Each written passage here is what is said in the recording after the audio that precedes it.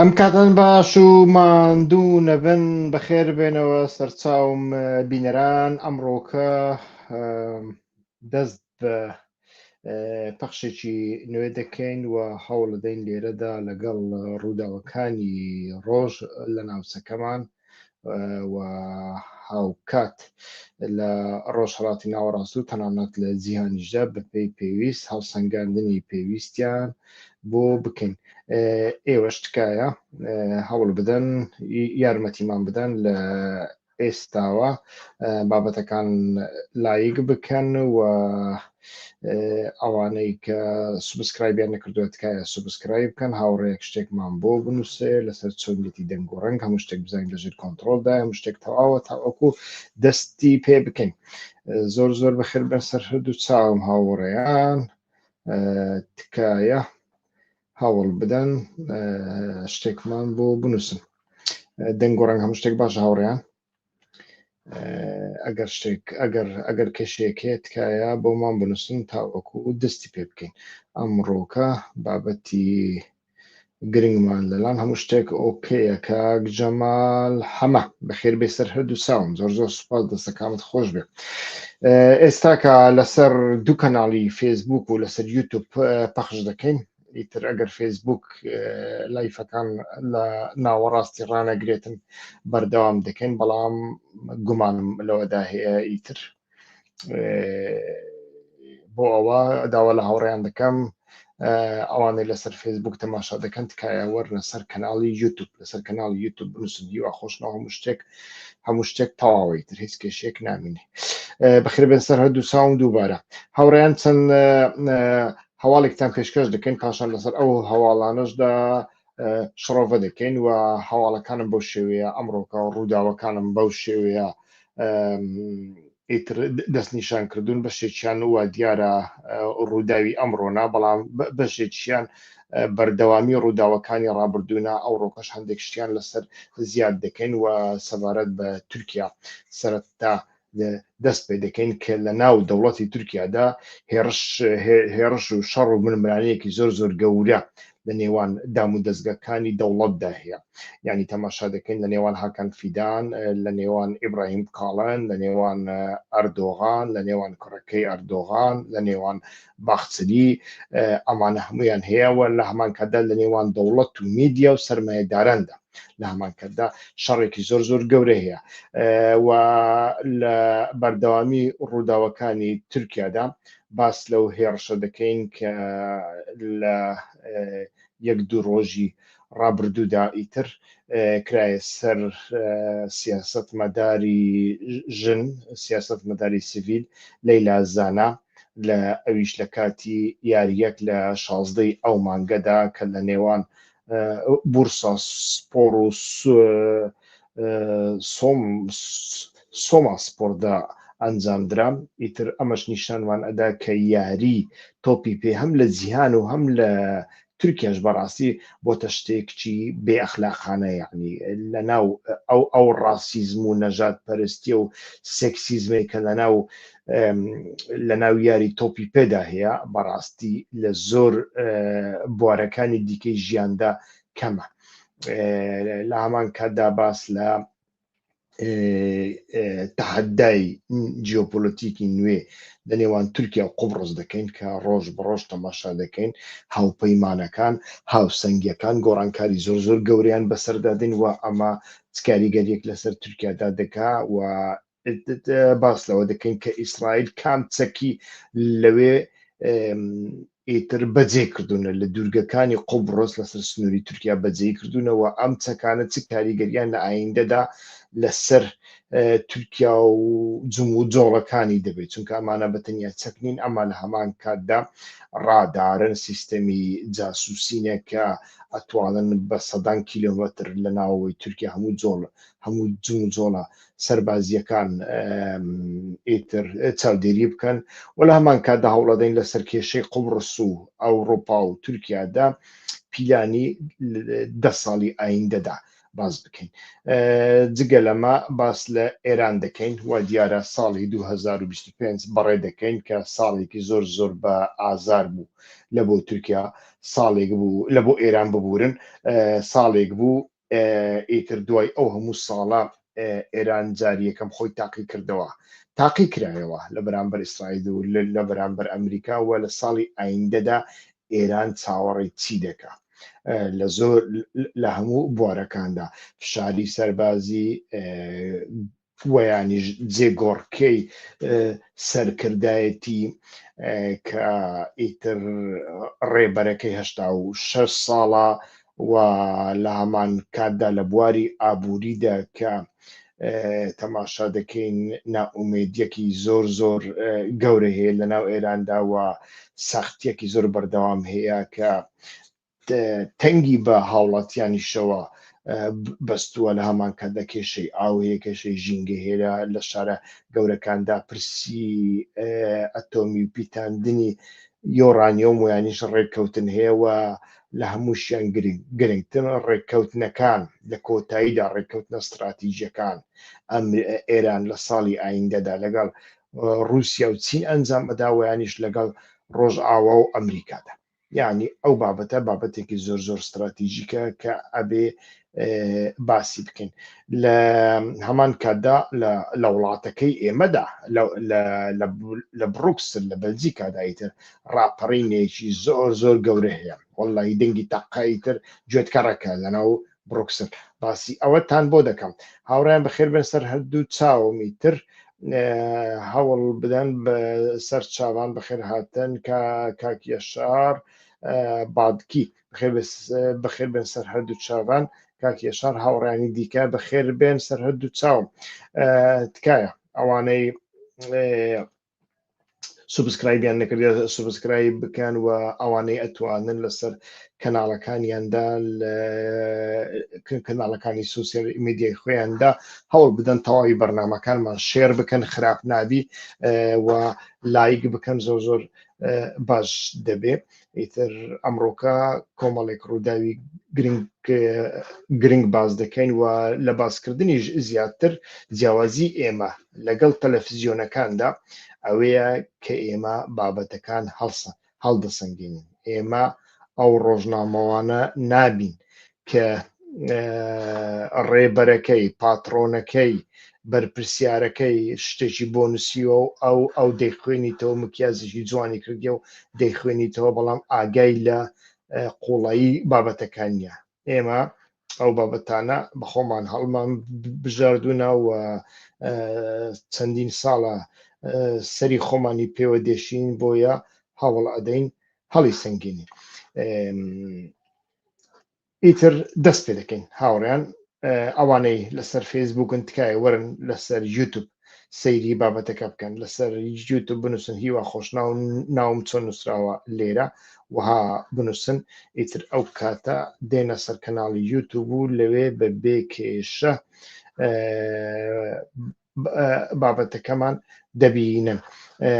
با لە تورکیاوە دەست پێ بکەین، با بزانین لە پشت ئۆپەراسیۆنەکانی حکوومەتی تورکیا و ئەردۆغانەوە دژی مێدیاکان، دژی سەرمایەدارەکان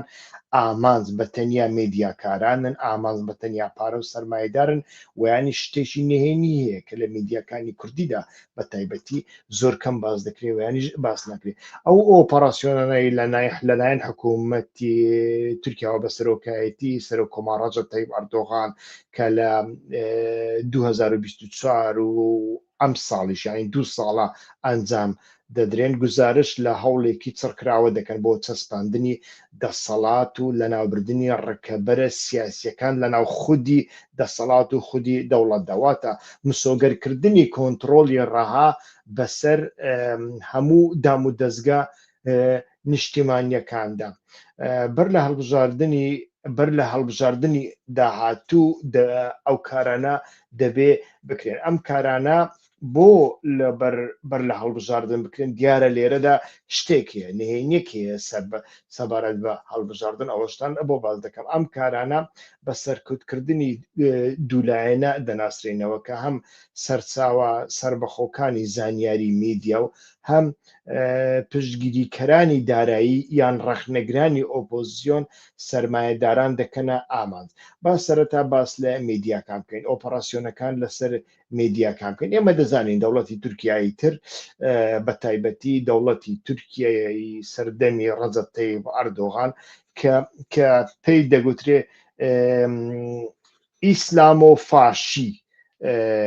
ئیسلامۆفاشی یعنی هەم ناسیۆنالیستە هەم فاشیزمێکی ئیسلامیە. ئیتر فاشیزمی ئیسلامی لەگەڵ فاشیزمی ناسیۆنالیزم کاتی تێکەڵ دەبێ شتێکی وای لێ دروست دەبێ ئەوەی هەری زێدە حەزی لێ ناکا فرە دەنگیە لە فرە ڕەنگیەکەی گەڕێ لە فرە دەنگیش حەز ناکە. بۆیە ئامانجی سەرەکی حکوومەت لە کەرتی میدیادا بەدیهێنانی یەکدەنگیە لە ڕێگای هەڵوەشانەوەی ئەو چەند دەستگا کەمەی کەماونەتەوە لە دوای کودەتایەکی 2016 کە تا ڕادەیەک ئەتوانین بڵێن بە تەواوەتی لە ژێر کۆنتڕۆلی دەوڵەتی ویانش حکوومەت دانی و تەماشا دەکەین دەست بە سەرداگرتنێکی سیستەماتیکیە لە ئەیلولی 2025 حکوومەت دەستی بەسەر جان هۆڵدینگدا گرت کە کۆمەڵە کۆمپانیایەکی گەورەیە لەم دوایەنەدا چەند دەستگایەکی میدیایی گرنگی وەک خەبەرتورک، شۆو تیڤی، بلومبەرگی تورکیانی نەکە باسی بلومبەرگی ئەمریکایی ناکەین و ئەمانەی هەموو حکوومەت لەم ساڵەدا دەستی بەسەرداگرتن کاتێک دەوڵەتیش بەردەوام ئیتر تێرۆریزەیان دەکات بەردەوەی دەستیان بەسەردا بگری چۆن گوتیان ئیکرەم ئیمام ئۆغڵو دزە، چۆن گوتیان سلاحەدین دەمیرتاش قاتیلە تێرۆریستە پێشەوەی بیگرن. ئێستا کەش ئەڵێن ئەمانە واتە گروپەکانی جان هۆڵدینگ بلومبەرگ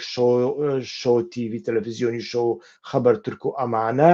هۆکارەکەی ئەوەیە کە ئەمانە پارە سپی دەکەنەوە فێڵکاری گەندەڵی دەکەن. بەڵام زۆربەی زۆری چاودێران و ئەوانەی تۆزێک لە تورکیا شارەزاییان هەبێ و ئیتر چاویان بکەنەوە دەزانن کە ئەمە پەیوەندی بۆوە نیە. ئەمە هەموو پەیوەندی بۆوە هەیە کە لە هەڵبژاردننی ئایندەدا ڕنگ بێ ئەوانە خزمەت بە ئەردۆغان نەکەن، هیچی تر نییە، یعنی نەوەکو دژایەتی بکەن بەڵکو خزمەتی پێ نەکەن. ئیتر پاشان دامەزراوەی چاودێری پەخشمان هەیە RTUK ئەویش لە سزای دارایی سادەوە گۆڕدرا بۆ چەسپاندنی سزای ڕاگررتنی پەخشی درێژخایەن. پێشتر لە تورکیادا ئیتر ئەو دەستگایە RTUK دەستگایەک بوو کە لە بەرامبەر گوایە هەر پێشێرکاریەک بڕێک پارەی کەمی لە دام و دەستگاکان وەردەگرت، بەڵام بە هیچ شێوەیەک ئەمانە لە کار نەدەخرا. بەڵام ئێستاکە ئەمە گۆڕاوە بۆ ڕاگررتنی پەخش. تەماشا دەکەین لە ساڵی 2025 کەناڵگەلێکی وەک سۆزچی تیڤ و حەلق تیڤ ئەمانە چەندین ڕۆژ داخران بە تەواوەتی داخران دوایی کرانەوەی تر.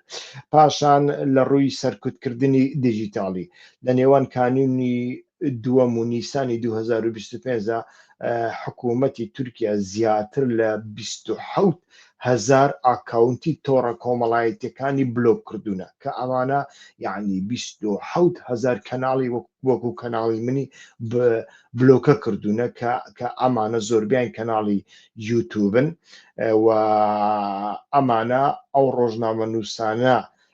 بەڕێوەی دەبن کە پێشتر لە تورکیا لە دام و دەستگاکاندا کاریان دەکرد، بەڵام دوای ئەوەی بەتایبەتی لە دوای کودەتایەکی 2016 کە ئەردۆغان هەم بەخۆی سازی کردووە هەم بەخۆی ڕێگەی پێداوە بۆ ئەوەی خزمەت بەمە بکە، ئەم ڕۆژنامە نووسانە زۆربەی زۆریان چوونەتە دەرەوە لە دەرەوە دەژی هەرێکە کەناڵێکی کردوتەوە و مەبەستیش لەکردنەوەی ئەم کەناڵانە ئەوەیە کە لە تورکیا خەڵک زۆر تەماشای یوتیوب دەکات. زۆربەی زۆری کۆمەلگاکان وانە، ئەمە بەتەنیا کۆمەلگای کوردیە زیاتر بە فێسبوک و شتیوای وەرگرتووە خۆی لە ڕاستیدا ئیتر کەناڵی یوتیوب تاقە کەناڵێکی پۆپیلەرە بۆ ئەوەی ئەو شتانەی کە مێدیا ڕسمیەکاندا ناتوانن باسی بکەن باسی ناکەن حتا توانایان نیە من گوتم یانی تەلەڤیزیۆنە کوردەکانی عێراق تەماشا بکە کچێکی جوان و جاحێریان هێناوە ئیتر میکیازێکی باشیان لێداوە و شتێکیان بۆ نووسیوەتەوە و لە پرۆمیتەرەکەیدا دەخوێنیتەوە بەڵام ئەتۆ وەرە من زۆر ئەمەم تاقی کردوتەوە ئێستا کە من بەشداری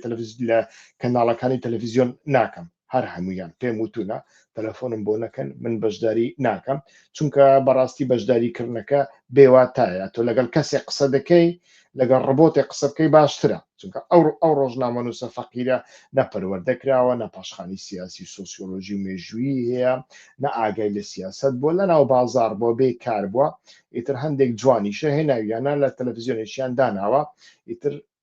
تەلەفۆنیش بۆ من دەکا ئەتوانی بەشداری بکەی کاوەرە ئیتر پرسیارەکەی لێ نووسرا پرسیارەکەی بۆ نووسراوەتەوە هەواڵەکەی بۆ نووسراوەتەوە ئەو شتێک کە ئەو پرسیارت تێدەکا و لەگەڵ تۆ باسی دەکا مەرز نییە بەقەد من لی بزانێ بەڵام لە سەدا یەکی لێ نازانی جا من گفتوگوی ئەوە لەگەڵ چ بکەم ئەمە وا دەکا کە کەناڵی یوتوب جێگرەوەی ببێتە هەڕەشەی جێگرەوەی تەلەڤیزیۆنە تەقلیدیەکاندا و ئەمە وای کردووە زۆربەی زۆری وڵاتە دیکتاتۆریەکان ئەوتۆریتەرەکان چی بکەن ئەو کەناڵانە بە شێوەیەک لە شێوەکان بایکۆت بکە ینی لە ناویان ببن چۆن لە ناویان دەبن لە ناوە خۆی وڵاتەکەیاندا ئیتر جۆرە سیستەمێکیان هەیە لە ڕێگەی ئینتەرنێت پەیڕەوی دەکەن ئەتۆ ئەو کەناڵە ناتوانانی بکەویتر ناتوانانی بەکاری بێنی سەرباری ئەوەش شتی دژیش هەیە چونکە ئێرانیش ئەمە بەکاردێنێ بەڵام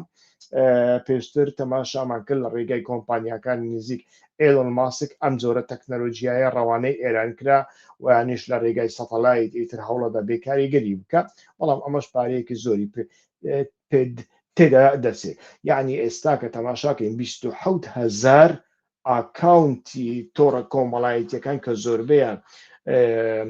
یوتوبن بەشێکیان ئیکسن ئیتر تۆری کۆمەڵایەتی ئیکسن ئەمانە هەمویان بلۆک کراون لە تورکیا لە کار خراون چونکە تەلەڤیزیۆن لە تورکیەکان کەس تەماشای ناکە پاشان ئەم کەناڵە یوتوبیانە خەڵکێکی زۆر ڕۆژنامە نووسەکان کە پێشتر داهاتێکیان هەبوو ڕێگای ڕۆژنامە نووسی لە تورکیادا ئێستاکە هەڵاتونە هاتوونەتە دەرەوە هیچ کەسێک یعنی هیچ داهاتێکی دیکەیانە لە ڕێگای یوتوبێک کە لە هەر فلیمێکدا 5,000 کەس 6,000 کەس 10,000 کەس تەماشای بکە ئەمە بڕێک پارەی لە بۆ دێ لە ڕێگای ئەوە دەتوانن بژین ئەمە بە تەنیا تورکەکان نایکەن کوردەکانیش دەیکەن بە تەنیا کوردەکان نایکەن کوردە ڕێکخراوەکانیش دەکەن مەسەن تەماشاکە ئێستاکە ڕۆژنامە نووسانی بۆ نمونە ڕۆژنامە نووسانی نزیکی پەکەکە لە کەناڵەکانیان 1-2 سعات لە تەلەڤیزیۆنەکە کار دەکەن لە میدیاکانیاندا کار دەکەن باشە بەڵام پاشان هەموو هەواڵەکانی ئەوێ دەبن ئیتر ئێوارە لە کەناڵەکانی خۆیاندا پەخشێک بڵاو دەکەنەوە خەڵک تەماشایان دەکا و ناسراویشن و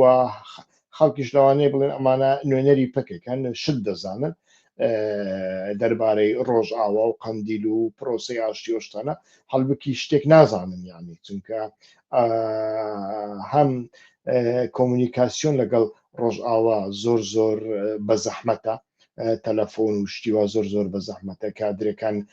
ناوێرن تەلەفۆن بەکاربێن یان بەکار ناهێنن و زانیاریدان لە بۆ دەرەوە لە هەمان کاتدا قەدەغەیە ئەوها ئاسانیە لە بۆ پرۆسی ئاشتی شوایە و لە بۆ ئەوەی شاخی شوایە بە هەماشوی بەڵام تەماشا دەکەی تر خەڵکەکە واتێگا خەڵکێکی زۆر تەماشا دەکە ئەمانە وەکو بڵێ موچەیەکیان لە ئێستاوە هەیە ئەمەشیان هەیە جارە بۆ هەندێک ئێستا کە تورکیا ئەمای قەدەغە کردووە لە ئەوەی لە هەمان کاتدا یاسای بریکاری بیانی حکوومەتی تورکیا پەیڕەو دەکا حکوومەت پرۆژە یاسای مشتومڕاوی بریکاری کاریگەری بیانی ئینفلۆنس ئەجنت دووبارە خستۆتە گەڕ ئەم یاسایە ڕێگە دەدات ڕێگە بە دەوڵەت دەدات هەر ڕۆژنامە نووسێکیان ڕێکخراوێکی ناحکومی NGO کە پاڵپشتی دارایی بیانی وەربگرێت وەکسی خوڕیان بریکاری کاریگەری بناسرێت یعنی ئەمە وەکو جاسوس هەر کەسێک پارەیەکی لە دەرەوە لە بۆ بێ ئەمانە وەک جاسوس تەماشایان دەکەن ئێستا ئەمانەی لە تۆڕە کۆمەڵایەتیەکاندا بەرنمەیان هەیە و پارە پەیدا دەکەن لە ڕێگای کەناڵی یوتوب و ئەمانەدا هەندێک ڕێکلام دەکەن پارە پەیدا دەکەن وانیش وەکوتر پارە پەیدا دەکەن ئەمانە هەر هەمویان وەکو تیرۆریست دەناسرێ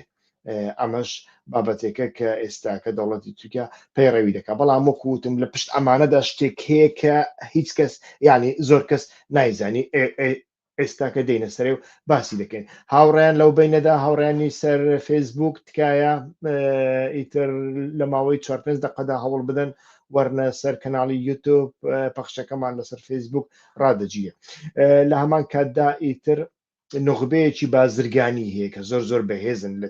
لە تورکیادا حتا ینی پێشتر بە بەشێک لە دەوڵەت دەناسران ئێستاکەش بەڵام وەکوتم لەناو دەوڵەتدا ئەو دەوڵەتە قوڵەی کە هەندێک ڕووناکبیر و هەندێک خوێنەواری باشوور فێری بووینە دەوڵەتی قوڵ دەوڵەتی قوڵ وەکو بنیشت ئەمانە بەتەنیا گوێیان لێ بوو ینی نازانن ئەو دەوڵەتە دەوڵەتێکە کە پارچە پارچەیە ینی هەمووی یەک پارچە نیە هەمووی لەژێر کۆنتترۆلی ئەردۆغاندا نیە پێشتر دەوڵەتی قوڵ جیاواز بوو یەک پاکێت بوو یەک پارچە بوو حکوومەت لە دەرەوە بوو ئێستا کە حکوومەت بەشێکی لە ناودایە ئەردۆغان و بەشێکی لە ناودانیە و بەشێکیشی بەکاردێ و دوایی ڕنگ بێ فڕێ بدرێت جارێ نازانی بەڵام تەماشا دەکەی ئەردۆغان جیاوازتر لەوانی دیکە لەگەڵ ئەو دەوڵەتە قوڵە ڕێککەوتووە بۆتە بەشێکی لێ ناڵێن هەمووی و لە هەمان کاتدا ئەو دەوڵەتە قوڵە وەکو دەوڵەتی جاران نییە دەوڵەتی جارانی تر کە سەرۆکی میت و سەرفەرمانداری گشتی سوپا شەقێکی لە مێزەکەدابا هەموو شتەکە ئیتر کۆتایی پێدات ئێستاکەوانی ئێستاکە چەند فەرمانداری گشتی هەنا وەزیری بەرگری هەیە دوای کودەتای 2016 ڕۆلی سەرفەرمانداری گشتی کەم بووە وەزیری بەرگری ڕۆلی هاتە پێش پاشان هاکان فیدان گۆڕدرا ئێستا ئیبراهیم کاڵن هاتیە ئێستاکە شەڕێک هەیە لە نێوان ئیبراهیم کاڵن و هاکان فیداندا تەماشا دەکەیت تەنانەت لێدوانەکانیان دەربارەی سووریا دەربارەی هێزەکانی سووریای دیموکراتیک دەربارەی پەکەکە دەربارەی ئۆجران دەربارەی پرۆسەی گوایە ئاشتی ئیتر ئەم جۆرەشتانە تەماشا دەکەین لە نێوانیاندا جیاوازیەکی زۆر گەورە هەیە بەڵام جگە لەمانە گروپی سەرمایەشەیە کە پێی دەوترێت تووسیان نخبەی بازرگانی ئەردۆغان بە ئاشکرا لەگەڵ تووسیات کە بەهێزترین کۆمەڵی بازرگانی تورکیای کەوتە ناو ململانەوە دوای ئەوەی سەرکردەکانی ئەم ڕێکخراوە ڕەخنیان لە دەستگیرکردنی کەسایەتیەکانی ئۆپۆزیسیۆن گرت ئیتر ئەردۆغان هەڵسە ئەمانەی وەکو بورژووە کۆمپرادۆڕەکان بەناوبر تۆمەتباری کردن بە دەستێوەردان لە سیاسەتدا تووسیات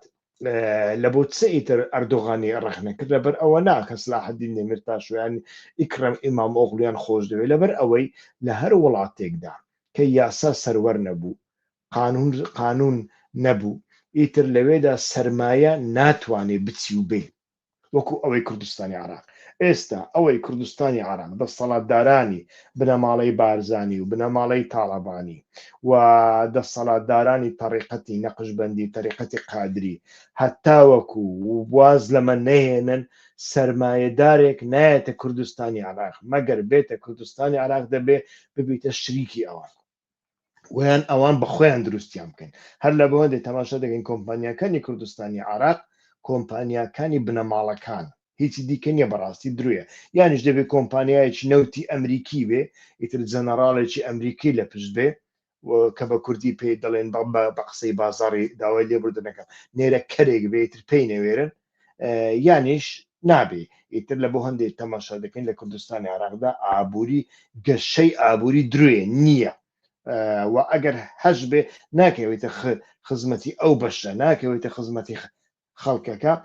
لە هەر شوێنێکدا یاسانە بوو وا دەبێت چونکە سەرمایەدار ئامادە نییە لە وڵاتێکدا بێ بەرهەمهێنان بکە لەوێدا ئیتر یاسانە بێ سبەینێ کوڕی فلانی و ئامۆزای فلانی بڵێ ئەوەندە پشکردنە دێ دەرد دەکەم دەتگرم نازانم کێشت لە بۆ دروستکە لە تورکیاش ئەما بە هەمان شوێ بەڵام ئەردۆغان ئەمەی ناوێ و لە هەمان کاتدا ئیتر دەستگرتن بەسەر کۆمەڵە و کۆمپانیاکان هەر ئەوەی کە لە هەولێر و لە سلێمانیەش هەیە لەوێشدا تەماشا دەکەین لە ئیتر تەماشا دەکەین پێشتر دەستگای سندوقی بیمەی تەمیناتی پاشکەوت کە لەلایەن دەوڵەتەوە بەڕێوە دەچوو سەرپەرشتی 1000 کۆمپانیای دەکرد ئێستاکە کەم بووەتەوە بۆ 675 کۆمپانیا کە کۆمپانیای زۆر زۆر گەورن وەکو کۆمپانیای بیناسازی وزە خێزان و حتا دوایی ئیتر تەماشا دەکەین و لە هەمان کاتدا ئوردبینی دارایی وەک چەک بەکاردەهێنرێ لەو بارەوە باش لێرەدا وەکو وتمان بابینە سەر ناوەڕۆکی بابەتەکە ئەم بابەتانە پەیوەندیان بە چیەوە هەیە پەیوەندیان بەوە هەیە کە بەتەنیا شەڕێک هەیە لە نێوان ئەردۆغان و مێدیا و سەرمایەدا نەخێر بەڵکو شەڕەکە زۆر زۆر لە مەقوڵترە بەڵام بە هەندێک دەوروبەرەکەی کۆنتترۆل دەوروبەرەکەی هەندێک پاککەینەوە بۆ ئەوی بینە سەر چەقی بابەتەکە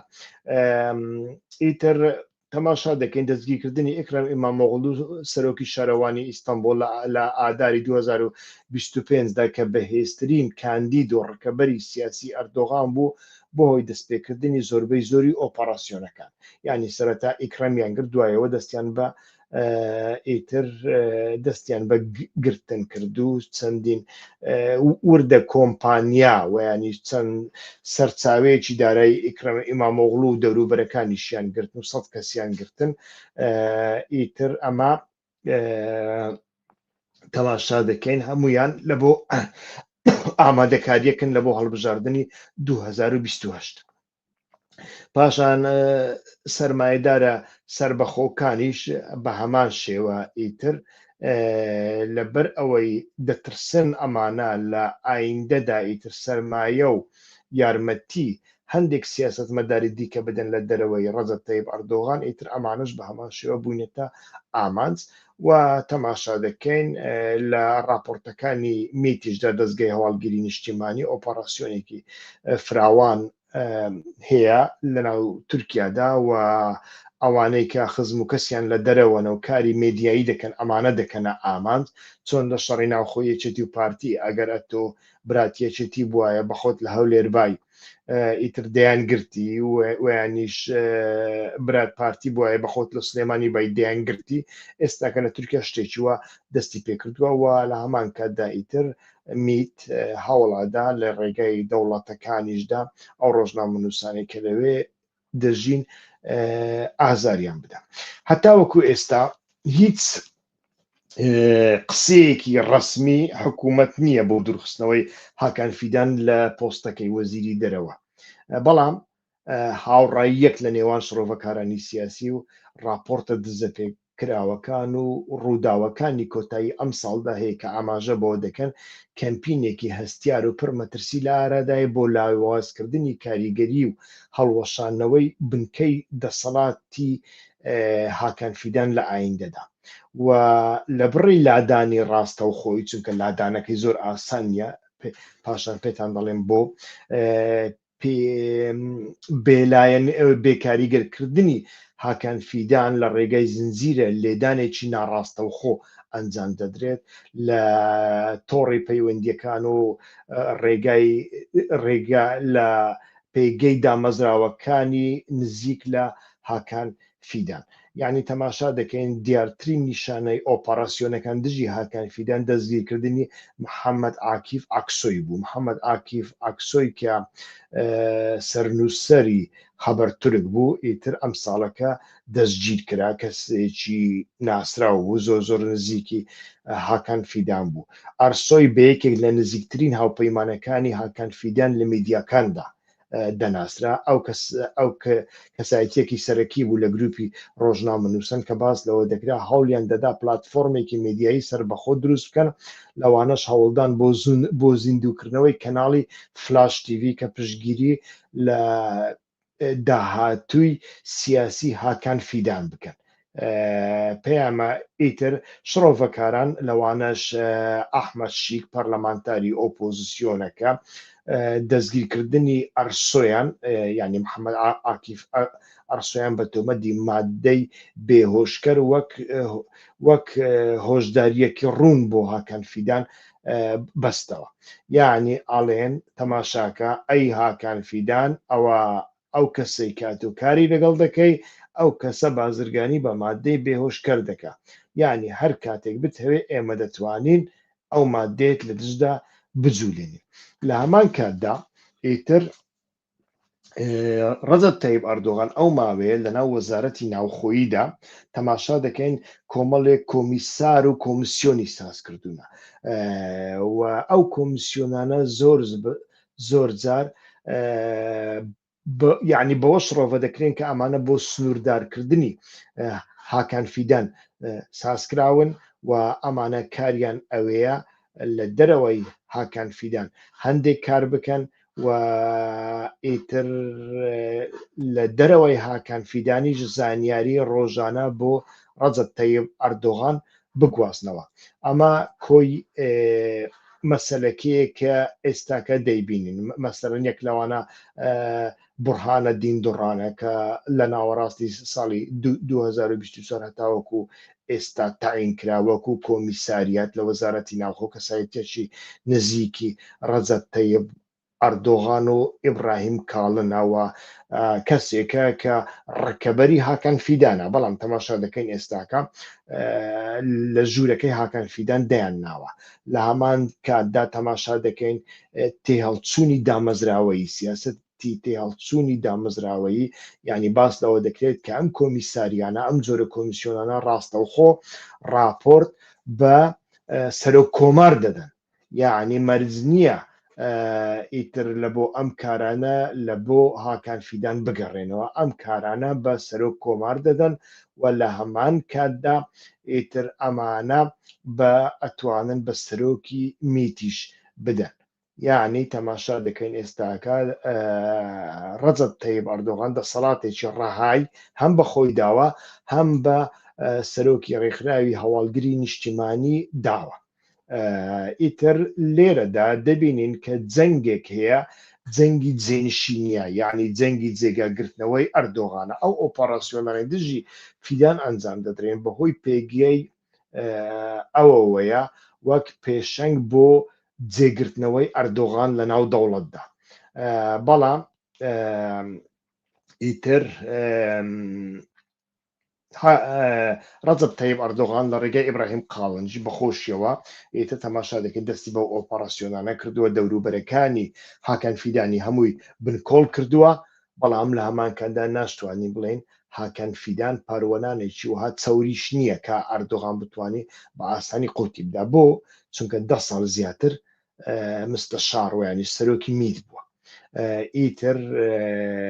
تەماشا دەکەین سەرۆکی میت بەردەوام ئەو زانیاریە وردانە و تایبەتانەی لەسەر سەرۆک کۆمار هەیە.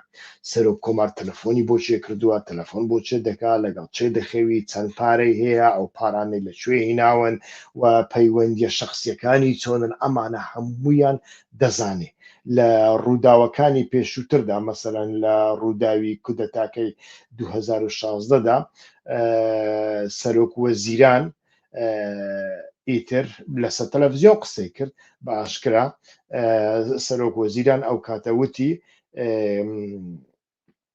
پێش کودەتایەکە هاکان فیدان زۆر شتی زانیوە بە ئێمەی نەوتووە و چووە لای سەرۆک کۆمار، چووە لای ئەردۆغان شکایەتی کرد کە مەبەستم بن عەلی یڵدرمە، بینایی یڵدرمی پێ دەڵێن، ئیتر ئەو کاتە سەرۆک وەزیران بوو. چووە لای ئەردۆغان شکایەتی کرد، گوتی هاکان فیدان کە سەرۆکی میت بووە زانیاری بە من نەداوە، من سەرۆک وەزیرانم. ئیتر ئەویش گوتبووی واز لە هاکان فیدان بێنە. ئەو دووبارەی کردبەوە، گوتووی تکایە ئەو بابەتە قەپات کرد چونکە نەدەوێرێ بە ئاسانی وها پەلاماری هاکان فیدان بدە. دەزانی هاکان فیدان کۆمەڵێک دۆسیا و نهێنی ئەردۆغانی لە ناو جیرفانی دایە. بەڵام ئێستاکە هەوڵەدەن وەکووتم هەوڵ ئەدرێ ئیتر کە ئەمە بکری یعنی بێکاریگەر بکری ناتوان بە ئاسانی لە ناوی ببن و حەق خۆشیانە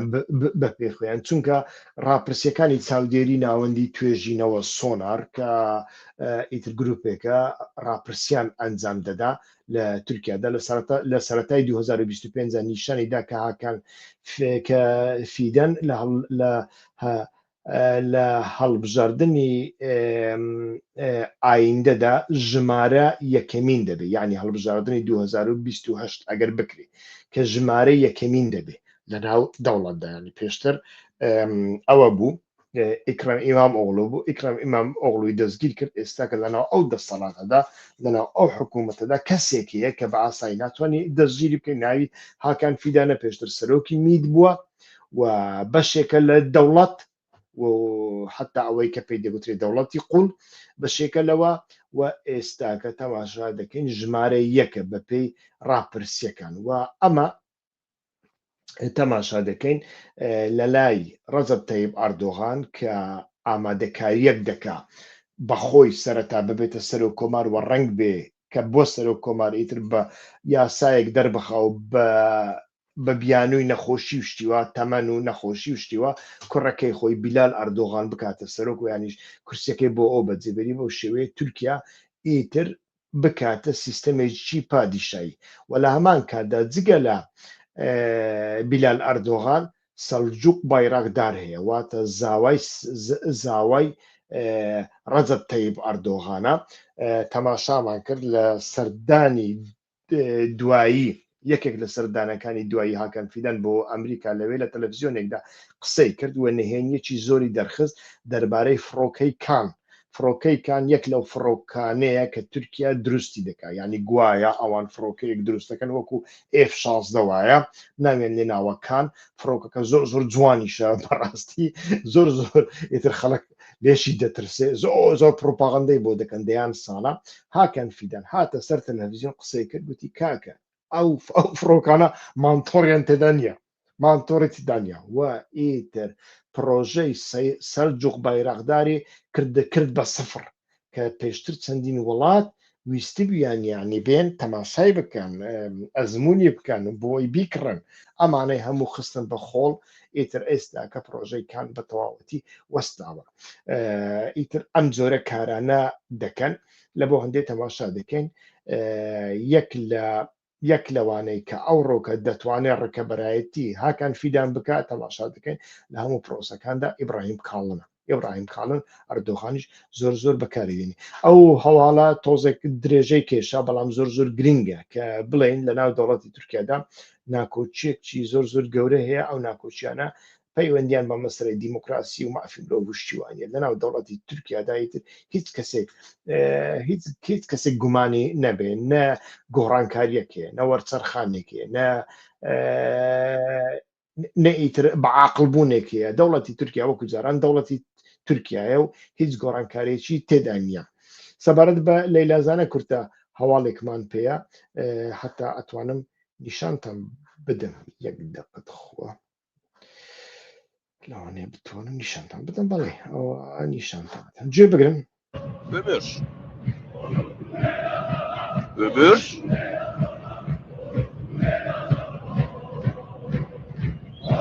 Emir şık bir çalım yerde kaldı serbest vuruş. Soma Spor'da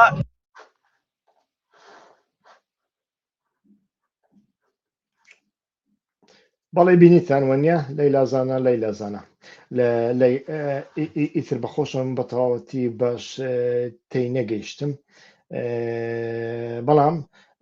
باس لە لەیلازانە دەکرێت جوێنێک ئەدرێ لەگەڵیدا دەنگ باش نییە هاوڕێیان هاوڕەیەک نووسیتی دەنگ نییە دەنگ باشە منیش درەنگ بینیم زۆر باشە هاوڕێیان ئەگەر کێشەیەکی دەنگ هەبوو پێم بڵێن تکایە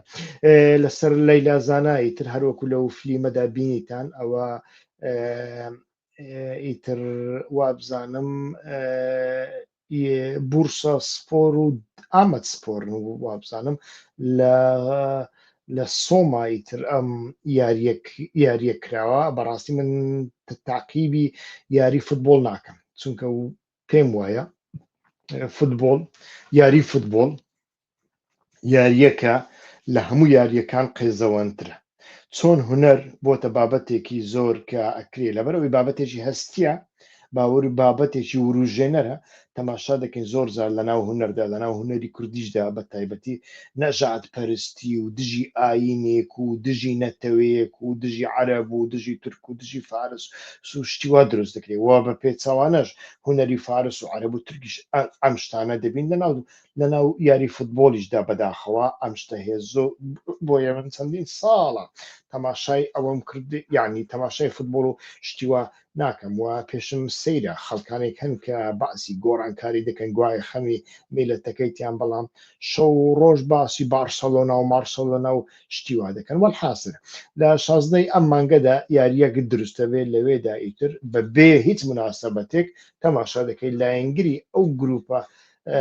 فاشیستەی فوتبۆڵ ئیتر تەماشا دەکەین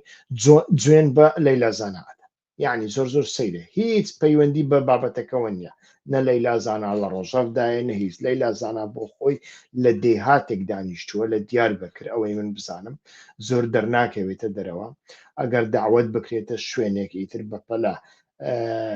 دەچێتە ئەو شوێنە و پاشان دەگەڕێتەوە وامزانم خەریکی خزمەتکردنی دایکێتی دایکی نەخۆشەیتر لە دێهاتێکە لەگەڵ دایکی دەژیت تەنانەت یعنی زۆر پەیوەندی بە سیاسەت و ئەو شتانەشەوە نییە ئیتر هەر لە خۆیانەوە جوێنیان پێداوە لەناو پەرلەمان ئیتر ئەوە بووە بابەتێکی تر و ئەمە نیشانمان ئەدا کە کۆمەڵگای تورکیا تا چەند دوورە یعنی وا دیارە نامان هەوێ هەموو کۆمەلگای تورکیایی تر محکوم بکەین چونکە کۆمەلگای تورکیاش یەک پاکێت نییە بەڵام تەماشا دەکەین کۆمەلگا بەشێکی کۆمەلگا چەند دوورە لە شارستانیەتی تر بەردەوام بکەین لەسەر بابەتێکی استراتیژی ئەویش دەربارەی تورکیا و ئایندەی قوبڕسە دیمەنی جیۆپۆلۆتیکی ئێستای قوبڕس گۆڕانکاریەکی بەرچاو نیشان دەدات بەرەو ئەوەی ئەم دوورگەیە ببێتە بنکەیەکی پێشەوەی ئۆپەراسیۆنەکان هەم بۆ ئیسرائیل و هەم بۆ هێزە ڕۆژئاواییەکان زۆر زار لەسەر حسابی کاریگەری تورکیا ئەمە بەڕێوە دەچی لێرەدا دەمانەوێت لەو بەرنمەیەدا وردەکاری وەڵامی پرسیارەکان بە پێی گەشە سندنە هەرێمیەکانی ئەم دواییە بخینە ڕوو یەکەمینیان لێرەدا کە پێویستە باز بکەین ئامادەی ئیسرائیل لە قوبڕس واتای چی دەگەنێ واتە استراتیژیەکەی چیە ئامادەی ئیسرائیل لە کۆماری قوبڕس هەماهەنگێکی کاتی بەڕای من گۆڕاوە بووەتە هاوپەیمانێکی استراتیژی هەمیشەیی وە قوبڕسیش لە بۆ ئیسرائیلش لە بۆی یعنی تەماشا دەکەین لە شەڕی غەزەدا بە تایبەتی شەڕی 12 ڕۆژەی نێوان ئێران و ئەوەدا ئێران و ئیسرائیلدا بە هەزاران هاوڵاتی ئیسرائیلی تر سواری بەلەم بوون پەڕینەوە و ماوەیەکی درێژ لە قوبڕسمانەوە تا شەڕەکە ڕاجرە ئینجا گەڕانەوە یعنی هیچ وڵاتێکیان نەبینی تەنانەت وڵاتێکی ئەوروپی گونجاویشیان نەبینی بچنێ بەڵام چوونە قوبڕس ئێستا کە تەماشا دەکەین ئیسرائیل کردوێتە ناوەندێکی هەواڵگیری زۆر گەورە قوبڕس وەک بنکەیەکی گوێگرتن بۆ ئیسرائیل کار دەکات یعنی بنکەی تەواو ئیتر هەواڵگیری ئیسرائیل دامەزراندنی دامەزراوەکانی ناو دوورگەی قوبڕس بۆ چاودێریکردنی پەیوەندیە هەرێمیەکان و جوڵەکان لە سەرانسەری ڕۆژهەڵاتی دەریای سپی بەکاردێنێت یعنی ئەمە بە تەنیا پەیوەندی بە غەزەوە نیە پاشان لە بواری مەشقی سەربازی سوپای ئیسرائیل IDF زۆر زار مانۆڕی سەربازی گەورە لە چیاکانی ترۆدۆس ئەنجام دەدات کە چیایەکی عاسەیە و ئیتر و ئەمەش زۆربەی جاران بۆ ئەو مەبەستە بەکاردەهێنرێ ئەگەر هاتو IDF ڕۆژێک لە چیاکانی لوبنان ئۆپەراسیۆنی ئەنجامدا لەوێدا بتوانن ئامادەکاریان هەبێ هەر لە بۆ هەندێک لەوێ تر تەماشا دەکەی ئۆپەراسیۆنەکانیان ئەنجام دەدەن. پاشان دیسان قوڵایی استراتیژی قوبرس زۆر گرنگە بە بەکارهێنانی بنکە ئاسمانی و دەریایەکانی قوبرس وەک پافۆس ئیسرائیل قوڵایی جیۆپۆلۆتیکی بەدەست دەهێنێت لەو ناوچەیەدا کە ڕێگەی پێدەدات لە دوورتر لە سنوورەکەی خۆیەوە کار بکات و بربەستە تەسکەکانی ئاسمانی خۆی تێپەڕێن چونکە دەزانن ئیسرائیل دەوری دراوە بربەستێکی ئاسمانی لە پشتە ئێستاکە لە ڕێگای سووریاوە دوای ڕووخاندنی بەشار ئەسەد ئیتر خواخێری ڕەجەب تەیب ئەردۆغان بنووسی ئەو خواخێری ئیسلامیەکان بنووسی ئەو دەرفەتیان پێدا کە ڕێگەی ئاسمانی بۆ بکرێتەوە خۆ پێشتر لە سەردەمی بەشار ئەسەد و حکوومەتی ئەسەددا ئیسرائیل حەقینا حەدی نەبوو لەسەر ئاسمانی سووریا بفڕێ و لە عێراق بدا و لە ئێران بدا و جاسووسی بکە شتیوە موشکی S-300یان هەبوو دەیان خستە خوارەوە ڕاداریان هەبوو هەر فڕۆکە لە تەلەڤیڤ هەستا بە یەکسەر دەیان بینی لەسەر چیای لەسەر جەبەل شێخ و لەسەر جۆرانەکەی ئێستادا لە بۆ هەندێک ئێستاکە ئیسرائیل بە جۆلانی دەڵێ هەتاوەکو ئاسمانەکەم نەدەیێ واز لە قوبرس واز لە جۆلان و ئەمانە بێنە ئاسمانەکەشم نەدەیێ ئەمن وازت لێ ناهێنم یانی دەبێ ئاسمانەکەشم بدەیە و لە هەمان کادا قوبرس ئێستا کە تەماشا دەکەین ئیسرائیل چەکێکی زۆر پێشکەوتوو بە کاریگەری لە دورگەکانی قوبرس لە سنووری تورکیادانەوە ئەو چیە ئەویش باڕاک MX جێگیرکردنی سیستەمی بەرگری ئاسمانی ئیسرائیلی باڕاک MX و جگە لەوە ڕاداری ئەلم 2084 داناوە ڕاداری ئەلم کە ڕادارێکە ئەوەندەی من لە سرم خوێندووتەوە دەتوانێت بە قوڵایی 460 کیلۆمەتر دووجا قوڵایی خاکی تورکیا کۆنتڕۆڵ بکات یعنی ئەو شوێنە ئێستا لەیانداناوە لەوێوە ئەتوانێت 460 کیلۆمەتر چاودێری قوڵایی ناو خاکی تورکیا بکات هەموو جم و جۆڵەکانی سەرعەرز و ئاسمانی ببینێ و ئەمە بەڕاستی زۆر مەترسیدارە بۆ تورکیا کە پێشتر هەڕەشەی وای لەسەر خۆ نەبینیوە پاشان لە هەمان کاتدا لەوێ هەر تەماشا دەکەین لە ئەوە لە قوبرس تەماشا دەکەین ئیسرائیل جەنگی تۆڕ تەوەر کە بزانم بە ئینگلیزی پێی دەوترێ نەتوۆرک سنتریک وارفایر و ئەمە بە پێچەوانەی سیستەمە کۆنەکانی رووسیا وەکو S-300 و ئەوانە سیستەمی باڕاک MX و تۆڕ تەوەر ئەو زانیاریانەی لە قوبرس کۆ دەکرێنەوە دەست بەجێ لەگەڵ تەل ئەبیب تێکەڵی دەکات دەیخاتە ناو چەترێکی دیژیتاڵی دروست دەکات و دەیخاتە ناویوە ئازادی ئۆپەراسیۆنەکانی تورکیا لە دەریای سپی ناوەڕاست و لەو ناوچەیە هەمووی ئیتر دەخاتە ژێر چاودێریەوە و توانای بەرپەرزدانەوەی زۆر بەهێزیە دەتوانێت نەک هەر فڕۆکەی جەنگی بەڵکو دڕۆن موشکی کرۆز و تەنانەت تۆپ لە دووری 100 کیلۆمەتر دەستنیشان بکات ئەمەش ئیتر تەماشا دەکەین بەڕاستی تەحەدایەکی زۆر گەورەیە لە ئایندەدا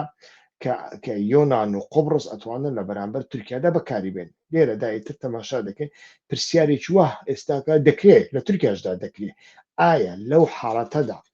مانەوەی 50,000 سەربازی تورکیا لە قوبرسی داگیرکراودا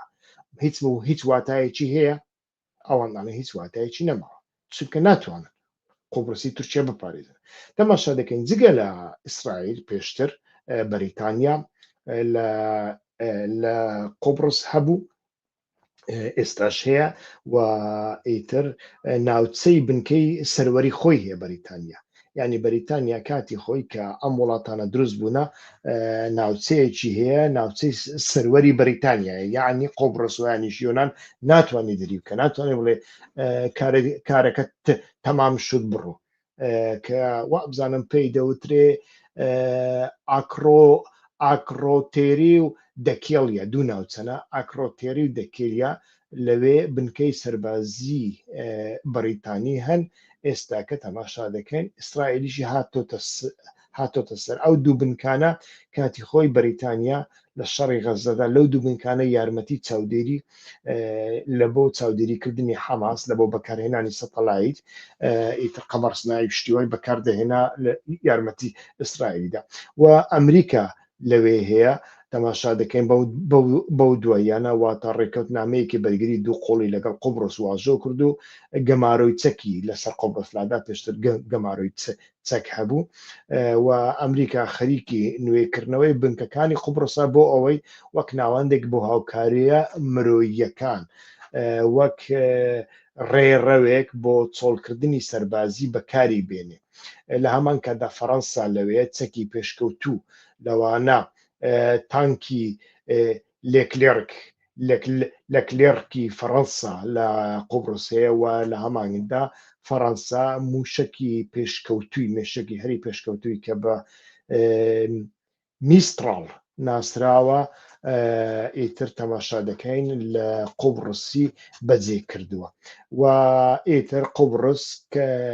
بەڕاستی بۆتە ناوەندێکی زۆر گرنگ و ئەمە کاریگەریی زۆر گەورە و ترسێکی زۆر گەورەی لەسەر تورکیا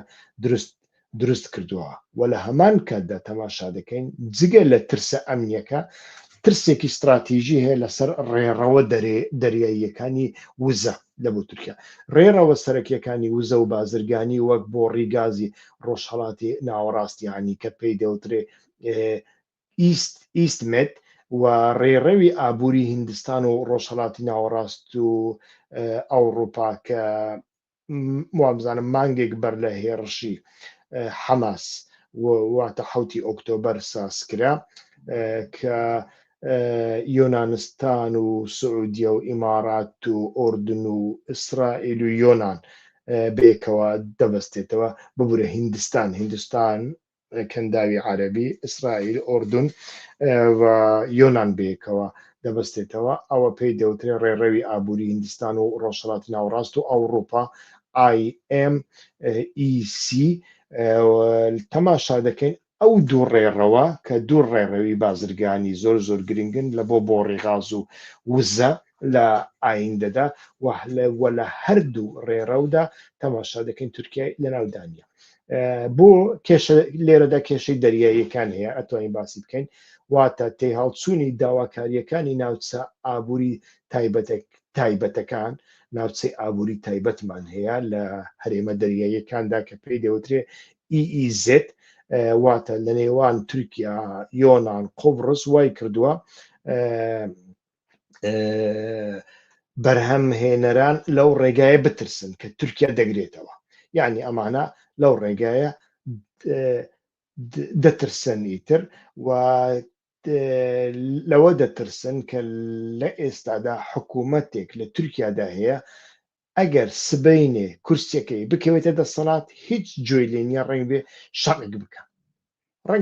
بکە ئەوە لەگەڵ هەر کەسێک ئەتوانی شەڕێک بکە یانی ئەگەر شەڕیش نەکە ینی کەش و هەوایەکی شەڕ دروستەکە کە کەش و هەوایەکی شەڕ دروست بێ ئیتر سەرمایەداران و یانیش بابەتێکی استراتیژی وەکو گواستنەوەی گاز بۆ بخەیە ئەو شوێنە ناخەنە ئەو شوێنە پاشان مەترسیەکی سیاسیش هەیە هێزە هەرێمیەکان وەک ئیسرائیل مەسر یۆنان و ئیمارات کە ئێستا ئەماندا لەناو ئیتیفاقدان سەبارەت بە غاز بە تایبەتی ئیتیفاقی نێوان مەسر و ئیسرائیل زۆر بەهێز بووە ئێستا کە ئیسرائیل لە ڕێگای مەسر غازەکەی خۆی کە دەریدێنێ ئەوەی دەکات تەسمیمی دەکا و مەسر دەینێریتە دەرەوە یعنی ئەم وڵاتانە ئەم چوار وڵاتە بەهێزەی ناوچەکە بە دوای ڕێڕەوێکی جێمتمانەدا دەگەڕێن چونکە گرژیە بەرداوامەکانی نێوان ئەنقەرە و ئەو وڵاتانە وای لێکردوونە کە ڕێڕەوی دەریاییە گرانبەهاکان بەڵام لە ڕووی سیاسیەوە سەقامگیرەکان لە ڕێگای یعنی ڕێگای قوبرس هەڵبژێرن با گران بێ با مەسرەفی هەبێ با ڕێگایکی نوێوێ چونکە تورکیا ڕێگای هەیە ڕێگەی گواستنەوەی غازیە ئەوان ئەڵێن با ڕێگایەکی دیکە بێ بە سەر لە نوێ هەندێک شت دروستکەینەوە بەڵام هەریس نەبێ سەقامگیر بێ لە ڕێگای ئەنقەرە نەبێ با لە ڕێگای قوبرسەوە بێ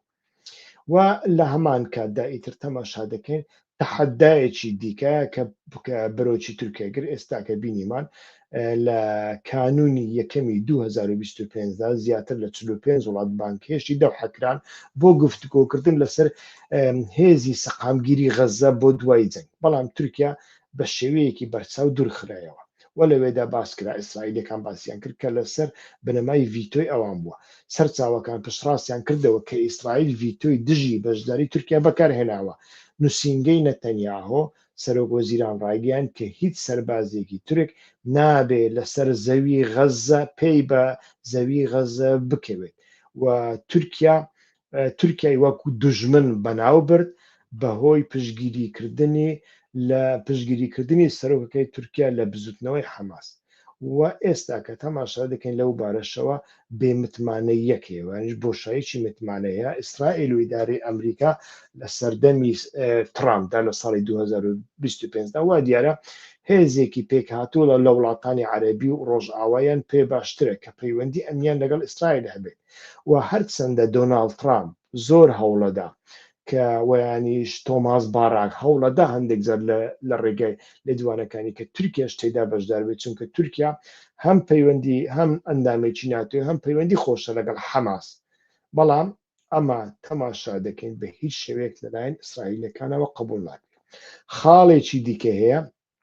کە بۆ قۆبرس دەبێتە ناوەندی ململانێ لە 10 ساڵی ئایندەدا ئیتر شیکەرەوەکان پێشبینی دەکەن قۆبرس ببێتە خاڵی سەرەکی گرژیەکان بەهۆی چەند هۆکارێکەوە بەڕاستی لە ئایندەدا یعنی تەحەدایەک بێ یەک بە سەربازیکردن هەروەکو باسم کرد دورگەکە چیتر تەنیا وڵاتێکی دابەشکراو نییە بەڵکو بنکەیەکی سەربازی و لە سەربازی زیاتر بنکەیەکی سەربازی بە تەکنۆلۆژیای بەرز ئیتر دامەزراوە ینی سەرباز گرنگە تەکنۆلۆژیا گرنگە تەکنۆلۆژیای سەربازی نوێ پێشکەوتو گرنگە کە چەندین هێزی وەکو ئەمریکی بەریتانی فەڕەنسی و ئیسرائیلی لەسەر پاشان فشاری دوو دەوڵەت هەیە لە تورکیا زۆری هەوڵدا کە قوبڕسی باکوور بەرەو چارەسەری دوو دەوڵەتی و ببە و بەڵام کۆماری قوبڕس و یەکێتی ئەوروپا ئەم چارەسەریەی بە هیچ شێوەیە قبول نەکرد و ئێستاکە حکوومەتێک لە قوبڕسی ژێردەستی تورکیادا هاتۆتە سەردەسەڵات کە تورک زمانن ئەڵێن ئێمە چارەسەری دوو دەوڵەتیمان ناوێ ڕێککەوتنمان دەوێت چارەسەری دیپلۆماسیمان پاشان لە هەمان کاتدا تەماشا دەکەین جەنگی سەرچاوەکان زۆر گرنگە لە کاتێکدا کێڵگە گازیەکانی ڕۆژهەڵاتی دەریایی ناوەڕاست بۆ ئاسایشی وزەی ئەوروپا زۆر گرنگ دەبن چونکە ئیتر ئەمریکا لەو باوەڕەدانیە کە بە ئاسانی بتوانێت رووسیا بێنێتە سەرخەت و لە چین دووری بکاتەوە رووسیا دەیەوێت لەگەڵ هەموو لایەک کار بکە ئەگەر بێت و لە ئۆکرانیا هەموو داخوازیەکانی ئەو وەکو ئەو دەیەوێت بەجێ بێن لەگەڵ هەردوو لایەن لەناو هاوکاریدابێت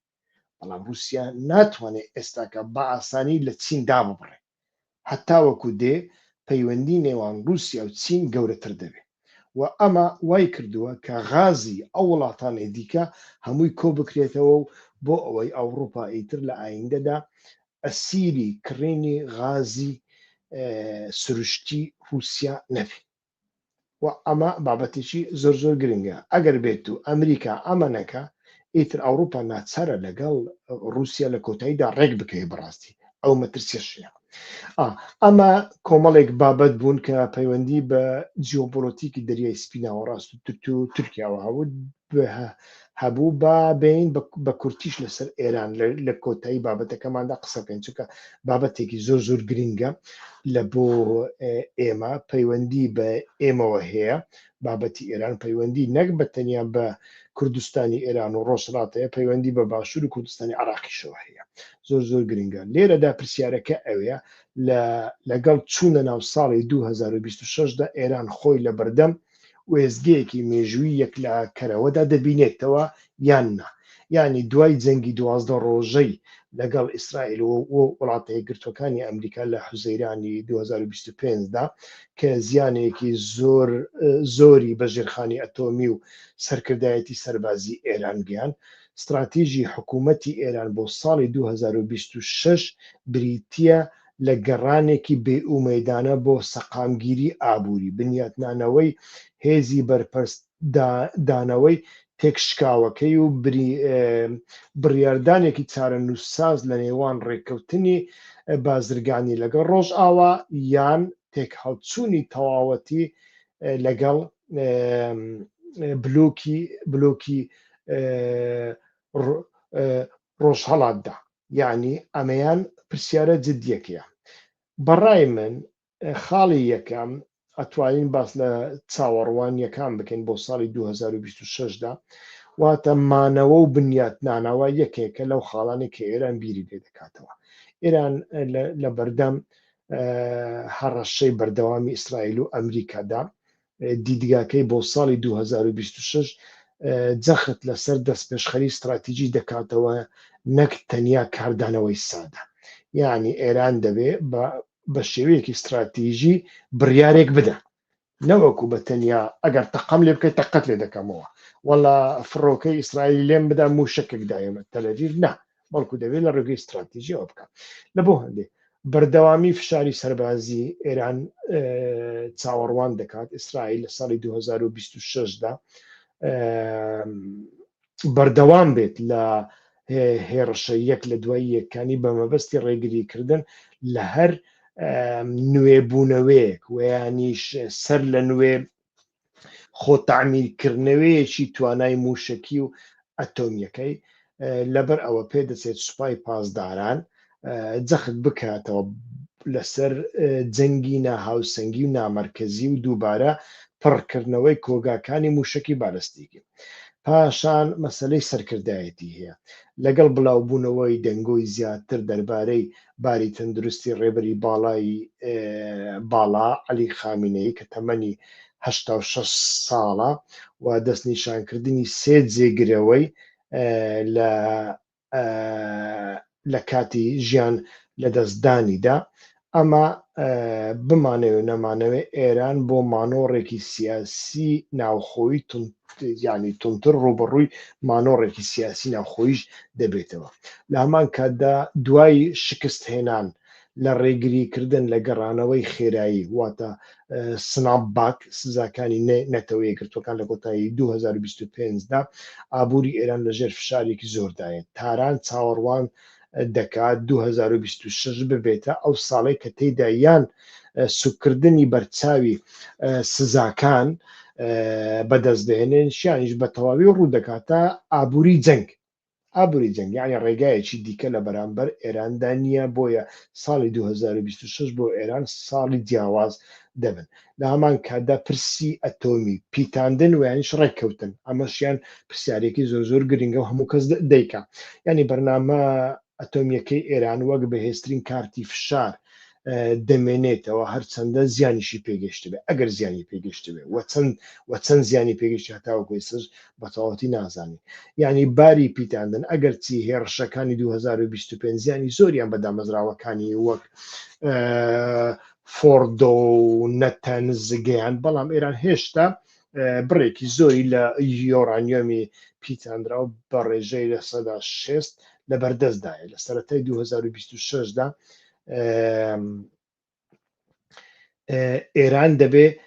ئێران دەتوانێت دەست بکات بە پیتاندنی یۆرانیۆم بۆ ئەوەی بگاتە ئاستی لەستانەوەت و دروستکردنی چەک یان نا. ئەمەشیان پرسیارێکە کە لە ناو دۆسیاکانی 2006دا جێگای خۆی دەگرێتن. و لێرەدا پرسیارەکە ئەوەیە ئەگەرێکی مامناوەندی هەیە بۆ ڕێککەوتنی بازرگانی لەگەڵ وڵاتە یەکگرتووەکان لە ساڵی 2026دا ترامپ ئاماژەی بە ئارەزووی خۆی کردووە بۆ ڕێککەوتنێک کی لە ئاستی خەڵاتی نۆبل کە جیاواز بێت لە ڕێککەوتنی ئەتۆمی یعنی جیاواز بێت لە ڕێککەوتنی ئەتۆمی پێشتر کە ئەنجام درابوو. ئایا ئێران ڕازی دەبێ ئەتۆمەکەی سنووردار بکەن یان نا؟ ئەمانەیان هەموو پرسیاری زۆر زۆر جددین هەتاوەکو ئێستا بەڕاستی وەڵامەکەی نازانین. لەسەر هەردوو لایەن تەماشا دەکەین ئێران کار دەکات ئێستاکە. ئەوەی دەمانەوێت بڵین ئەوەیە. ئێستاکە ئەوەی گرنگە لە 2026دا بەڕای من ئێران دەبێت لەسەر بابەتێکی دیکە خۆی یەکلای بکاتەوە. ئەویش مەسەلەکە هاوپەیمانێتیە. یعنی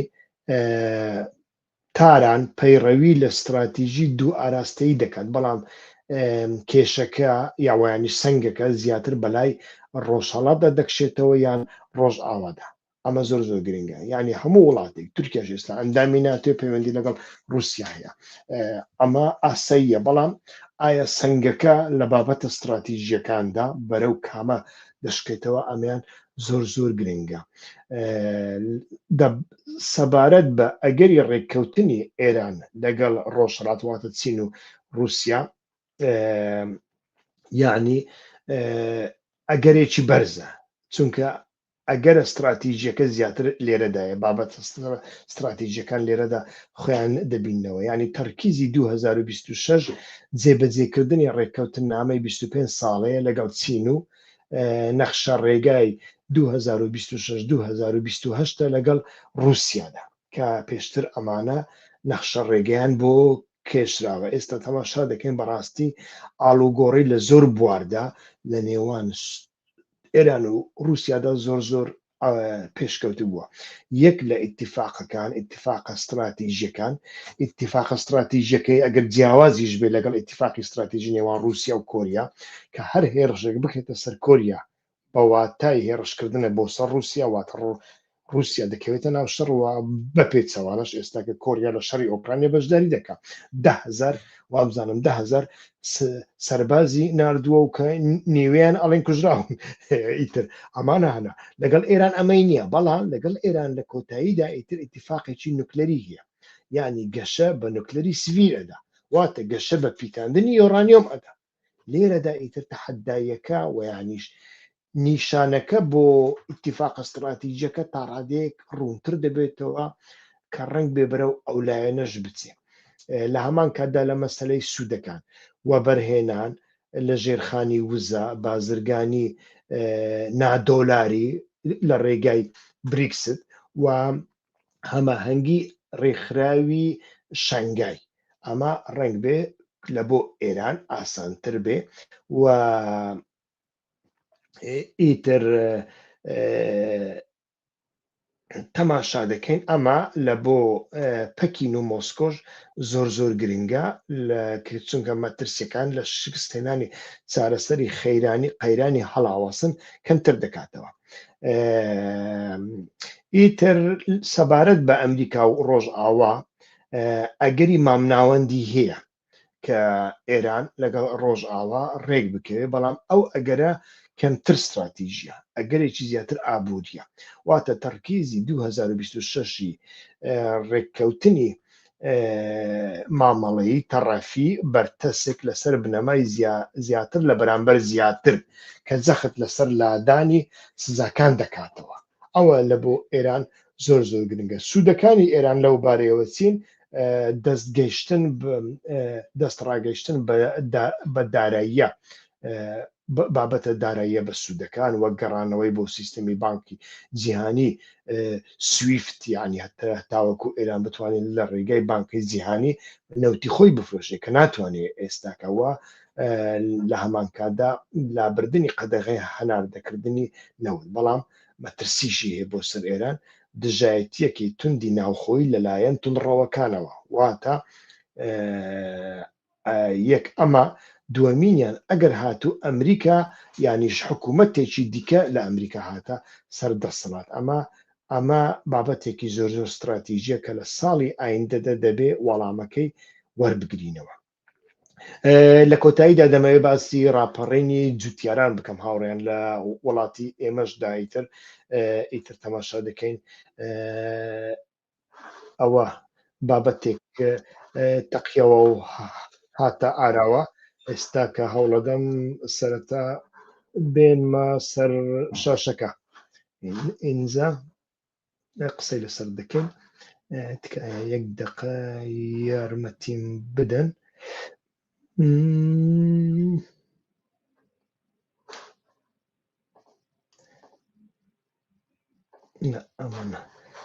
ئەمە نەبوو ئەمە بۆ هات ئەمەم ناوێ کاکە شتێکی دیکەم دەوێ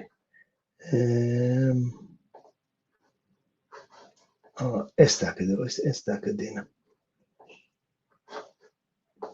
بەڵێ ئەمەیە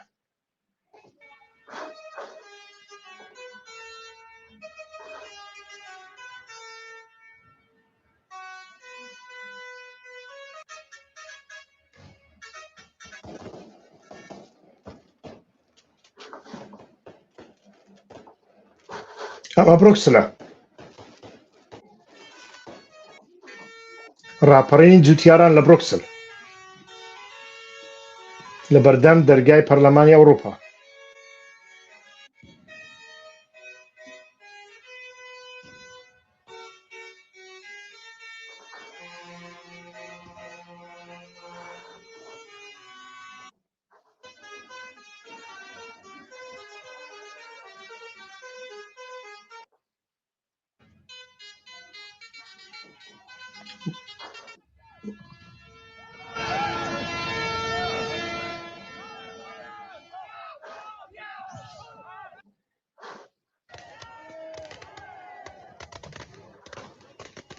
تەماشاکەن بازوو قەشمان هەیە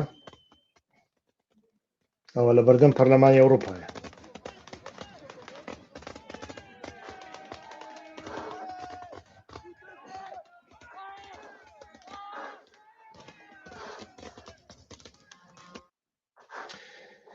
بەڵێ هاوڕێیان ئەمەی دەیبینن ئەمە دیمەنی خۆپیشاندانی بروکسلە ئیتر ئەم خۆپیشاندانەش ئێستاکە لە ڕۆژەوی یەکێتی ئەوروپادایە یعنی ئەمڕۆکە هەینی لە بروکسل پێشهاتێکی یعنی پێش تونترین ناڕەزایی جوتیاران هاتە ئاراوە لە نێوان حکوومەتی بەلجیکا و حکوومەتی ئەوروپا و سندیکای جوتیاراندا هاتە ئاراوە ئیتر ئەمە لە بۆ دواخستنی پەیمانی مێرکۆسۆر دەگەڕێتەوە کە پێشتر پەیمانێک بوو دەبوایە یەکێتی ئەوروپا واژۆی کردەوە لەسەر مەسەلەی مەڕێکەوتنی بازرگانی مشت و مڕاوی کە بە مێرکۆسۆر لەگەڵ وڵاتانی ئەمریکای لاتین بەستراوە بۆ ساڵی 2026 بەڵام یەکێتی ئەوروپا ئەمەی نەکرد فشارێکی زۆری ناڕەزایی و تێبینیەکانی خولەکی کۆتایی وڵاتانی وەک فەڕەنسا و ئیتالیا بوونە هۆی ئەوەی ئورسۆلۆ ڤۆندەرلاین سەرۆکی کۆمیسیۆنی ئەوروپا گەشە ئیتر کارێک بکە کە ئەو ڕێککەوتنە ویانش ئەو جۆرە پەیمانە هەڵوەشێتەوە و ئەمە بووە هۆی ناڕەزایی لە نێوان جوتیاران و یەکێتی ئەوروپادا چونکە تەماشا دەکەین بە هەزاران جوتیار تووشی کێشە دەبن و کاتێک کە تەماشا دەکەین بازرگانی لە نێوان ئەمریکای لاتین و وڵاتانی ئەوروپا نەبێ بۆ ئیتر بۆ ئەو بابەتانی کە جوتیاران بەکاری دێنن و ئەو بەرهەمانەی کە جوتیاران بەرهەمی دێن و دەیفرۆشن ئەمە تەماشا دەکەین کێشەیەکی زۆر زۆر گەورە دروستەکە پێشتر دۆناڵد ترامپ ویست بووی ئەمە بکە بەڵام وا بزانم لی پاشگەز بووە چونکە جوتیارەکانی ئەمریکا دەنگدەری دۆناڵد ترامپ بوونی تر دۆناڵد ترامپ لەمەدا پەشیمان بووە ئێستاکە لە ئەوروپاش هەمان ناڕەزایی هەیە تەماشا دەکەین کە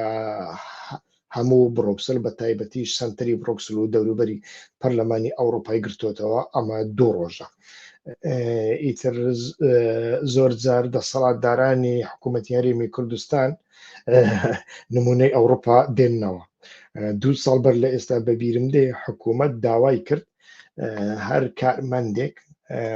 ئیتر وابزانم ڕۆژانە کە دەیکرد 20 سنت لە موچەکەیدا ببڕن. ئیتر ئەو کاتەش خۆپیشاندانێکی زۆر گەورە هاتە ئاراوە کە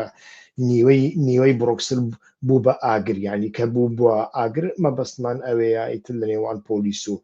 خۆپیشاندەراندا شەڕی زۆر گەورە دروست بوون، چەندین پۆلیس بریندار بوون ئیتر و دوایی پاشە کشیان بە حکوومەت کرد. ئەمە بەتەنیا لە کوردستانی عێراق کە ئیتر خەڵکەکە ئیتر لە بەرامبەر حکوومەتەکەیدا وەها بێدەنگە و وەها مڕ بووە، هیچ جۆرە دەسەڵاتێکی نییە، هیچ جۆرە چارەسەریەکی نییە. لە ڕاستیدا ئەمەم لە بەرنامەی دوێنێدا بەڵام بە کرمانجی باس کرد کە زۆر کەس گرنگیان پێ نەدا لەبەر ئەوەی کرمانجی بوو، لەبەرەوەی سەعاتێک درێژ و بەڵام کۆمەڵێک بابەتی تێدایە لەوێ کە لەوێدا باس لەوە دەکرێت ئەوەی دەربارەی بە ینی بابەتەکە پەیوەندی بە حیزبی سیاسی هەیە لە ڕۆژهەڵاتی ناوەڕاست، جیاوازی لەگەڵ حیزبەکانی دیکەی جیهاندا لە ڕۆژهەڵاتی ناوەڕاستدا ئێمە حیزبی ئیسلامیمان هەیە، حیزبی غەیری ئیسلامیمان هەیە. حیزبی ئیسلامی بە جوملە هاوکاری دەداتە خەڵک، بە جوملەش خەڵک دەکڕێت لە ڕۆژهەڵاتی ناوەڕاستدا. حیزبی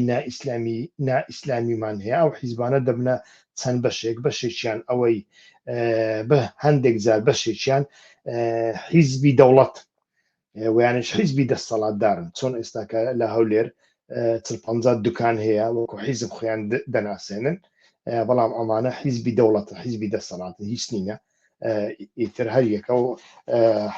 7 کەسیان لە بنەماڵەکانیان کردوتە مۆزەفی خۆیان و پارە لە یەکێتی و پارتی وەردەگرن، حیزبی یەکێتی و پارتین و لە هەمان کاتدا ئۆپۆزیسیۆنەکەمان ئۆپۆزیسیۆنێکی نەخۆقاوە. حیزبی نادینی لە دنیای دەرەوەدا حیزبێکە پشت بە سندیکات دەبەستێ، لە ڕێگای سندیکات پەیوەندی لەگەڵ دەرەوە دروستەکە. حیزبی ئیسلامی لە ڕۆژهەڵاتی ناوەڕاستدا لە ڕێگای مزگەوت پەیوەندی لەگەڵ دەرەوە دروستەکە و یانیش لە ڕێگای خێرخوازی ئیتر ئەم کارە دەکا. حیزبی ئۆپۆزیسیۆنی نائیسلامی نادینی لە ڕۆژهەڵاتی ناوەڕاستدا نە سندیکای هەیە نە مزگەوتی هەیە، ئەوێ ئەڵێن لە دێرێ بووە و لە مزگەوتێ بووە. یعنی یەک لەو هۆکارانەی کە لە کوردستانی عێراقدا بۆ ئەمە ڕوونادا کە لە بڕۆکسل ساڵانە دەیبینین بۆ ئەوە دەگەڕێتەوە.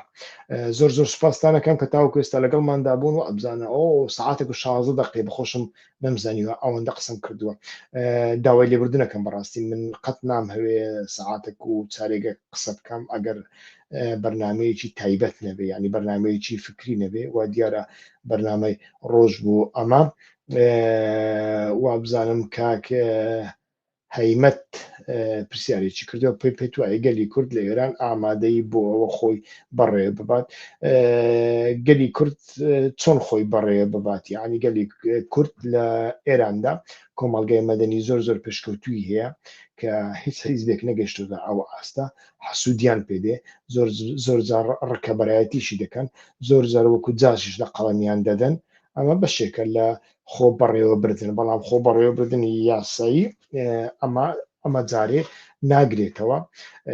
ئەو خۆ بەڕێوەبردن یاسایی و سیاسی دەبێت لە ڕێگەی ئیتیفاقەوە بکرێ و دەبێ ئەو ئیتیفاقانە ئیتیفاقی ئێرانی بن، نەوەکو ئیتیفاقی کورد بێ، ئیتیفاقی ئەتنیکی بێ. هێزێکی وها گەورەی وەکو هێزەکانی سووریای دیموکراتیک تەماشاکە لە سەدا 60 عەرەبە و نەتەوەکانی دیکەی تێدانە، بۆ لەبەر ئەوەی ناتوانانی یان دەبێت دەوڵەتێک بۆ خۆت دروست بکەی، یان دەبێت ئەتۆ لەناو ئەو دەوڵەتەدا هەوڵ بدەی متتەفیق و هاوپەیمان لەگەڵ خۆت دروست بکەی و لە خۆتی نزیک بکەیەوە. بەم شێوەیە پێم وایە بابەتەکان ئەکرێ هەڵسەنگاندنیان بۆ بکرێەوە. ئەمەیان ئیتر لەلایەکی دیکەش مرۆڤ بەتەنیا چاوی لەوە نەبێ ئیسرائیل ئەمڕۆ ناسبەی لێی دەدا و دەیڕوخێنێ. نە ئەمە دیارە ئیسرائیل لی ئەداوە ئەگەر لێشی بدا وەکو جاران کە تەماشامان کرد هەموو شتی کردە ئامانز بەڵام بەسیجی نەکردە ئامان چونکە بەسیج ئەگەر ڕاپەڕینێک لەناو خۆدا ڕووبدا بەسیج کۆنتترۆلی دەکە لیان دەدا کۆمەڵکوژیان دەکا ئیسرائیل هەموو خەڵکی کردە هەدەف بەڵام بەسیجی نەکردە هەدەف لە بۆ چ لە بەرەوەی نایەن هەوێ دەوڵەتی ئێران بڕوخێ کەواتە ئیتر مرۆڤ بتوانێت لە ناوە خۆی ئێراندا هیوایەکی لە بۆ گۆڕانکاری هەبێ بەڕای من باشترە بەڵام لەسەر ئەو بابەتە ناتوانم زیاتر ئێستا قسە بکەم لە ئایندەدا لەگەڵ میوانەکانم ئەتوانم زیاتر باسی ئەو بابەتە بکەم زۆر زۆر سوپاس کە تاوەکو ئێستا لەگەڵماندا بوون دووبارەی دەکەمەوە گرەی یەکەم هاوڕێیان ئەگەر هەر کەسێک لە لای خۆتان ڤیددیۆکانی ئێمە تەنانەت ئەو ڤیددیۆی کە بە دڵتانە هەڵبژێرن لە بۆ چەند دۆستێکی بنێرن و داوایان لێ بکەن ببن بە سوبسکرایب چیتان لێکم دەبێت چی زەرەر دەکەن هیچ زەرەر دەکەن پێم وانە تکایە ئەم کارە بکەن بەڵام لەگەڵی بنووسن تکایە بە سوبسکرایب هەتا بەرنامە ئەوەندە کاتێکی خۆش ڕێز و سڵاو هەڵبژین